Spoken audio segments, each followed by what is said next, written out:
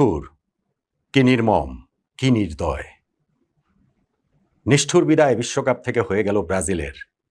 নির্মম বাস্তবতার মুখোমুখি এখন সে দেশের ফুটবল। নির্দয় দুটো কথা এই সময় আমি বলে যাই বাংলাদেশের ব্রাজিলিয়ান ফুটবল সমর্থকদের জন্য। বিশ্ব ফুটবলের মানচিত্রে বাংলাদেশ সেই কোন কোনায় আমরা পড়ে রয়েছি, কিন্তু এই বিশ্বকাপ ফুটবলের এক মাস আমাদের যে ফুটবল ঘিরে উন্মাদনা, আমাদের যে রোমাঞ্চ, আমাদের যে উত্তেজনা, আমাদের যে উচ্ছ্বাস, আমাদের যে উৎসব, এই সব কিছুই তো মোটা দাগে ওই দুইটা দলকে কেন্দ্র করে, ব্রাজিল এবং আর্জেন্টিনা। সেই ব্রাজিলের বিদায় হয়ে গেল। ব্রাজিলের সমর্থকদের জন্য কি ভীষণ কঠিন একটা সময়। সেই নিষ্ঠুর, কঠিন, নির্মম সময়টাতে আমি ওই বাস্তবতার কথাটা শুধু সমব্যথী হয়ে মনে করিয়ে দিচ্ছি। নাম্বার 1, নেইমার ছাড়া 2026 ব্রাজিলের বিশ্বকাপ স্কোয়াডের বাকি 25 জন ফুটবলারের আর কেউ ব্রাজিলের জার্সি গায়ে ওঠানোরই যোগ্য না।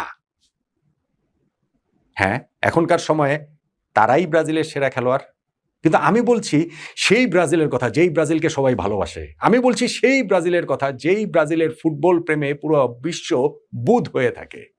ব্রাজিলের যে 5টা বিশ্বকাপ জয়ী দল 1958, 1962, 1970, 1994 এবং 2002, সেই দলগুলার বিশ্বকাপের একাদশ দূরের কথা, স্কোয়াডেই এইবারের ব্রাজিল দলের নেইমার ছাড়া বাকি 25 জনের কেউ থাকতে পারেন না। সেই যোগ্যতাই তাদের নাই। ব্রাজিলের জার্সির ওজন বহন করার সামর্থ্যই আসলে তাদের নাই। এবং নাম্বার 2, আর্লিং হাল্যান্ডের নরওয়ের কাছে হেরে ব্রাজিলের ভালোই হয়েছে এক অর্থে। কেননা ব্রাজিল যদি পরবর্তীতে আরো কোনো ফুটবল পরাশক্তির মুখোমুখি হতো, হতেই তো হতো। ধরুন ইংল্যান্ড, ধরুন আর্জেন্টিনা, ধরুন ফ্রান্স, ধরুন স্পেন, যেই পর্যায়ে হোক না কেন, এই ব্রাজিল ফুটবল কলঙ্কের নতুন অধ্যায় লিখে ফেলার কোট আনকোট সামর্থ্য রাখে। ওই যে 2014 বিশ্বকাপে যে জার্মানির কাছে নিজেদের দেশে সেমিফাইনালে 7 গোল খেয়েছিল, সেটা রিপিট করার সামর্থ্য এই ব্রাজিলের রয়েছে। এতটাই সামর্থ্যহীন এবারের এই ব্রাজিল। এই ব্রাজিল আসলে সাম্বা ফুটবলের কলঙ্ক, যোগবনিতর বিশ্বাসঘাতক। এই ব্রাজিল আসলে কোনোভাবেই ব্রাজিল না। দেখেন, এই ব্রাজিল টিমের সবচেয়ে বড় সম্পদের জায়গা, সবচেয়ে মেইন যিনি, তিনি হচ্ছেন কার্লো অ্যানচেলত্তি, ফুটবল কোচ। ব্রাজিলের ফুটবলে ফুটবল কোচদের রোল তো থাকেই, ফুটবল সবসময়ই কোচদের খেলা, কিন্তু কোচই হচ্ছে গিয়ে সবচেয়ে বড় শক্তি। এইরকম যখন একটা টিম হয়, তখন তো সেই টিমের বিপর্যয় কোনো না কোনো পর্যায়ে চলে আসবেই। জাপানের সাথে গত রাউন্ড অফ 32-তে সেটা হতেও হয়নি, কিন্তু এই রাউন্ড অফ 16-এ আর তা ঠেকানো গেল না। আর্লিং হাল্যান্ডের নরওয়ে বলে কয়ে ব্রাজিলকে হারিয়ে দিল। আর্লিং হাল্যান্ড বলে কয়ে ব্রাজিলের ফুটবল অহং ধুলোয় একেবারে মিশিয়ে দিল। ব্রাজিলকে 2-0 গোলে যখন তারা লিড করছিল, এরপরে শেষ দিকে গিয়ে যেইভাবে ওই শোবোটিং করছিল, যেভাবে খেলা দেখাচ্ছিল আর কি নরওয়ে, এইটা ব্রাজিলের ফুটবলের জন্য অনেক অনেক অনেক বড় অপমান সূচক, যদি সেই অপমানটা ব্রাজিলের গায়ে লাগে আর কি। ইউরোপিয়ান দলের মুখোমুখি হয়েই যে ব্রাজিলের বিশ্বকাপ থেকে বিদায় ঘন্টা বেজে যাচ্ছে, সেইটা তো এমনকি কার্লো অ্যানচেলত্তি, ইতালির কোচ, ইউরোপের কোচ, তিনিও ঠেকাতে পারলেন না। ব্রাজিলের এই দলটার কথা বলছিলাম, আমাকে বলেন যে কোন পজিশনের কোন ফুটবলার ব্রাজিলের সেই সর্বকালের সেরা দলগুলোতে থাকার যোগ্য। ক্লাব ফুটবলে তারা দাপিয়ে বেড়ান, তাদের ট্রান্সফার ফি অনেক হয়ে যায়, তাদের ওই যে বেঞ্চের মূল্য এত কোটি কোটি টাকা, সেই সব লেখা হয়। এইগুলো শুধুমাত্র সেই ঐতিহ্যকে একটুখানি নার্চার করা, সেইটাকে শুধুমাত্র উস্কে দেওয়া। মিডিয়ার ওই জায়গাটাতে হচ্ছে গিয়ে সেই ব্রাজিলের ফুটবল তাদেরকে হচ্ছে গিয়ে এক পাশে রেখে, একদম আকাশে রেখে, চূড়ায় রেখে একটুখানি উস্কে দেওয়া, এর চেয়ে বেশি কিছু না। আলিসন ব্রাজিলের গোলকিপার, গত 5-7-10 বছরে এই বিশ্ব ফুটবলের সেরা কিপারদের মধ্যে টপ 3-র মধ্যে তাকে রাখা হবে। কিন্তু আমাকে বলেন তো, ব্রাজিলের জার্সি গায়ে তার কোথায়, কবে, কোন পারফরমেন্স ছিল যেই কারণে তাকে ওই সেরাদের সেরার পর্যায়ে ওরকম ক্লাচ পারফরমেন্স ছিল কিনা? আজকের ম্যাচেও তিনি কয়েকটা সেভ করেছেন, সেগুলো তো করবেনই, কিন্তু আমি বলছি ব্রাজিলের জার্সি গায়ে আলিসনের সেই নোটেবল পারফরমেন্স কোথায়, কোন জায়গাটাতে? আপনি আমাকে বলেন যে ব্রাজিলের যে সেন্ট্রাল ডিফেন্সে যে পেয়ার গ্যাব্রিয়েল এবং মার্কিনিওস, ক্লাব সিজনটা তাদের কি দুর্দান্ত গিয়েছে। আর্সেনালের হয়ে লিগ জেতানোতে গ্যাব্রিয়েলের খুবই গুরুত্বপূর্ণ রোল, চ্যাম্পিয়ন্স লিগ জেতানোতে পিএসজিতে মার্কিনিওসের খুবই গুরুত্বপূর্ণ রোল। ব্রাজিলের জার্সিতে তারা কি করেন? আর্লিং হাল্যান্ড তো তাদের নিয়ে রীতিমতো ছেলে খেলা করলেন, বলে কয়ে গোল দিলেন, এবং 2টা গোলেই আর্লিং হাল্যান্ডকে যতটা স্পেস তারা দিয়েছে সেইটা আসলে মনে হচ্ছিল যে ম্যান ভার্সেস চাইল্ড খেলা হচ্ছে, বড় মানুষের সাথে শিশুদের খেলা হচ্ছে, কিংবা প্রপার একটা প্রফেশনাল টিমের সঙ্গে পাড়ার একটা টিমের খেলা হচ্ছে। ব্রাজিলের ওই সেন্ট্রাল ডিফেন্ডার 2জন তারা প্রোফাইলের দিক থেকেই নামি দামি, তাদের প্রোফাইলটাই কেবলমাত্র ভারী। কাজের কাজ তারা কবে কোথায় করেছেন আমাকে বলেন যে ব্রাজিলের যে উইং ব্যাকে যাদেরকে খেলানো হচ্ছে, যেই অপশনস, যেই ডানিলো, যেই ডগলাস সান্টোস, এরা ওই কাফু কার্লোসদের কি, মানে কাফু কার্লোস পরবর্তী সময়ে যখন ব্রাজিলের দানি আলভেজ এসেছেন, মাইকন এসেছেন, মার্সেলো এসেছেন, তাদেরকেও মনে হতো যে না, ব্রাজিলের ফুটবলের মানটা আসলে পড়ে গিয়েছে। আর এখন এরা যারা আছেন, এরা কোনো উইং ব্যাক, এরা কোনো সাইড ব্যাক, এরা কোনো ফুল ব্যাক, কিন্তু দিব্যি ব্রাজিলের হয়ে খেলে যাচ্ছেন। কেননা ব্রাজিলের ফুটবলে এখন প্রতিবার ভীষণ ভীষণ ভীষণ রকমেরই আকাল। আপনি আমাকে বলেন সেন্ট্রাল মিডফিল্ডে কাজেমিরো, 34 বছর বয়সী এই মিডফিল্ডারকে এই কোচ কার্লো আনচেলোত্তি এসেই যে আবার ফিরিয়ে আনলেন ব্রাজিল জাতীয় দলে, এবং খুবই গুরুত্বপূর্ণ অংশটা তার। ফুটবলে তিনি এখন যে অবস্থায় আছেন তাতে তার ফুটবলের ওল্ড হোমে চলে যাওয়া উচিত, তাতে এই কাসেমিরো সত্যিকার অর্থেই এলপিআরে চলে যাওয়া উচিত। কিন্তু ব্রাজিলের মিডফিল্ড মায়েস্ট্রো সেই কাসেমিরো কি করেছেন গত ম্যাচে? ওই যে নেমেছেন, ফার্স্ট হাফটা ডুবিয়ে দেওয়ার পর সেকেন্ড হাফে একটা গোল করেছেন, কার্লো আনচেলোত্তির আস্থার প্রতিদান দিয়েছেন।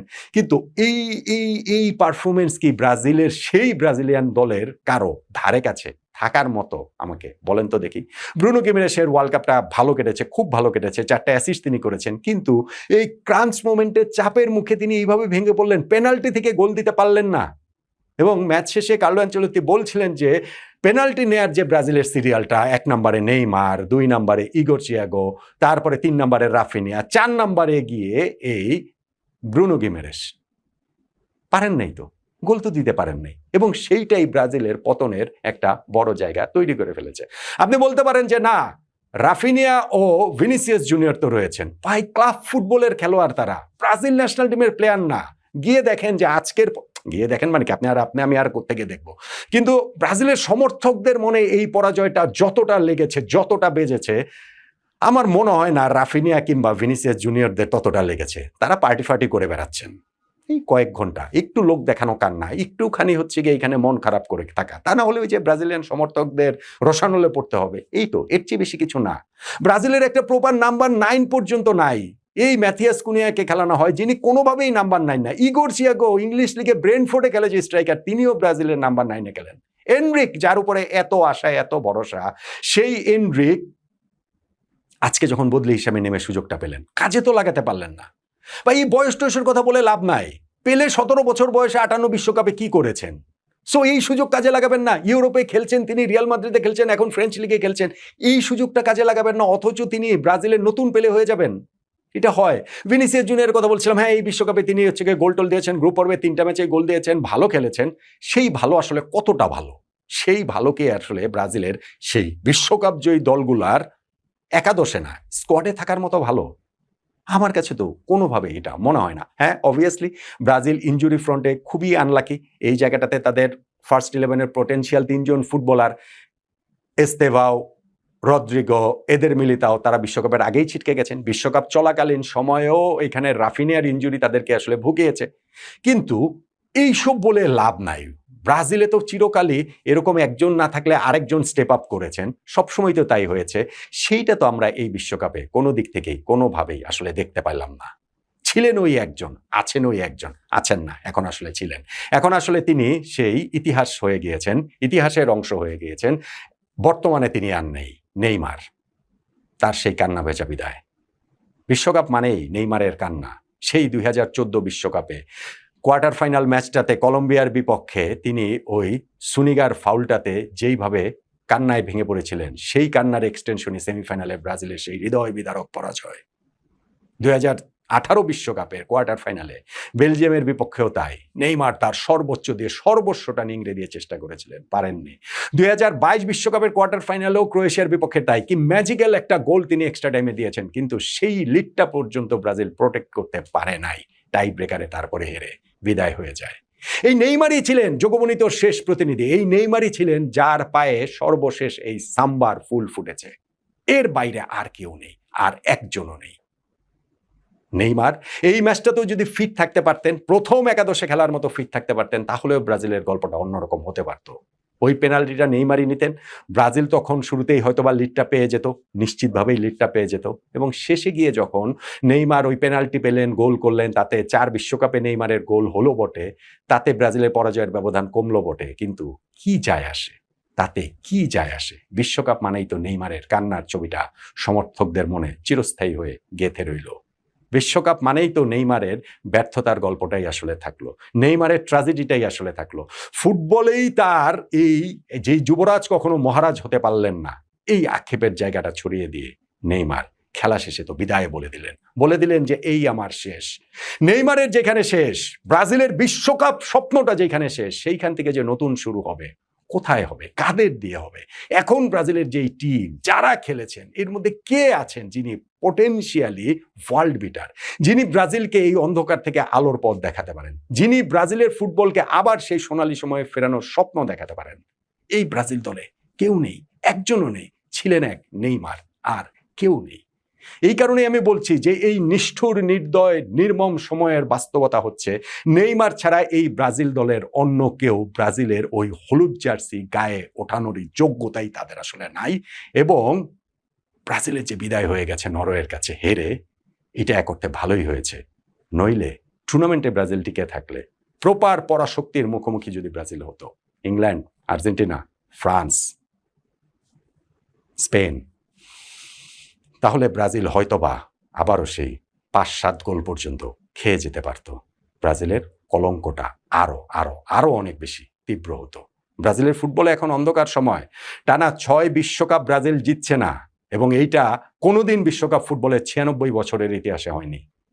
1930 সাল থেকে বিশ্বকাপ শুরু হয়েছে। ব্রাজিল প্রথম ওয়ার্ল্ড কাপ জিতেছে 1958 সালে, কিন্তু ওয়ার্ল্ড কাপ তো গিয়েছে 30, 34, 38, 50, 54, 5 বিশ্বকাপ পরে 6ষ্ঠ বিশ্বকাপ ব্রাজিল জিতেছে। তারপরে সেই প্রথম যে স্বর্ণ সময়টা 58, 62, 66, 70, 4 বিশ্বকাপের মধ্যে 3টা জিতেছে। এরপরে আবার 5টা বিশ্বকাপ জেতেনি, 94 সালে জিতেছে, এবং ওই সময় সেকেন্ড ফেজ ব্রাজিলের ফুটবলের স্বর্ণ সময় 94, 98, 2002, 3 বিশ্বকাপেরই ফাইনাল খেলে 2বার তারা শিরোপা জিতেছে। কিন্তু তারপর আবারও এইবার 6টা বিশ্বকাপের গ্যাপ তৈরি হয়ে গেল। হেক্সা মিশনে যে ব্রাজিল রয়েছে, সেইটা ব্রাজিলের বিশ্বকাপ না জয়ে তার হেক্সাটা হয়ে গেল। ব্রাজিলের ফুটবলে এখন ঘোর দুঃসময়, এবং নিকট ভবিষ্যতে আগামী বিশ্বকাপে, কিংবা ধরেন তারপরে, ফুটবল তো প্রতিনিয়ত পরিবর্তনশীল, ভবিষ্যতে কি হবে জানি না, কিন্তু ওইরকম আরেকজন ম্যাজিশিয়ান এসে, ওইরকম কালেকটিভলি ব্রাজিলের ফুটবলকে জাগানোর মতো কেউ এসে, হতে পারে সেটা তেলে সান্তানার মতো কেউ, হতে পারে সেটা কালেকটিভ ব্রাজিল